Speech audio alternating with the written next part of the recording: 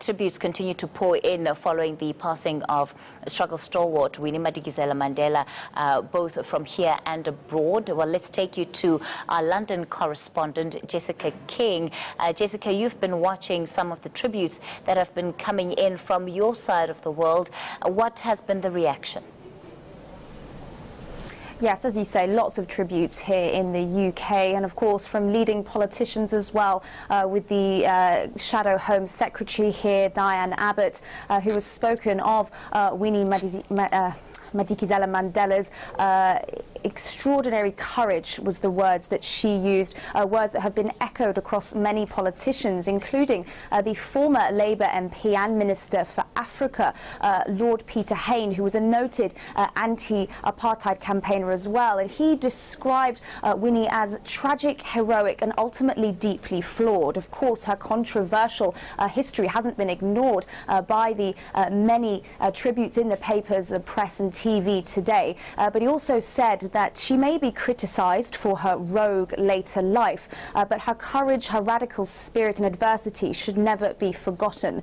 So we've had lots from political leaders here in the UK and also from many British celebrities, including the actor Idris Elba, who actually played Winnie's ex-husband Nelson Mandela in the 2013 film Mandela, A Long Walk to Freedom. And as well as him, we've had the British model Naomi Campbell tweeting out her condolences. She was very close to the family and saying that Winnie was a woman of strength who endured so much hardship and sacrifice. So tributes from across politics, sport and celebrities here in the UK, many talking of her courage, her charisma and her importance as part of history. But of course they haven't been glossing over her controversial past, particularly in recent years, alongside photographs of Winnie and Nelson Mandela here in London in 1990. There's also been talking about her controversial legacy as well.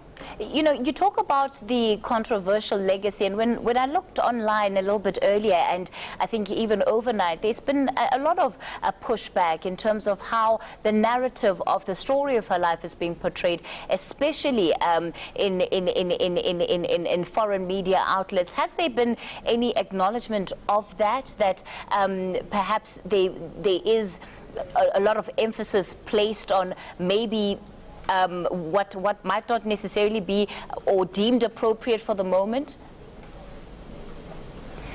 Well, of course, there's always going to be a mixed reaction, and of course over the years it hasn't always been a completely positive image. In fact, often quite a negative image of Winnie Mandela here in the UK and in the West in general, as you say. I think her reputation did become tainted, particularly after the string of sort of legal and political troubles which she found herself in, and often stories of a very glamorous lifestyle which perhaps put her in the spotlight here in the press for the wrong reasons, perhaps. But, you know, I think her controversial legacy, her feisty character and personality are all what are coming out today. And I think, you know, with hindsight, you can kind of look back at history with slightly different glasses. So I think, you know, there has been a mixed reaction, possibly not all positive.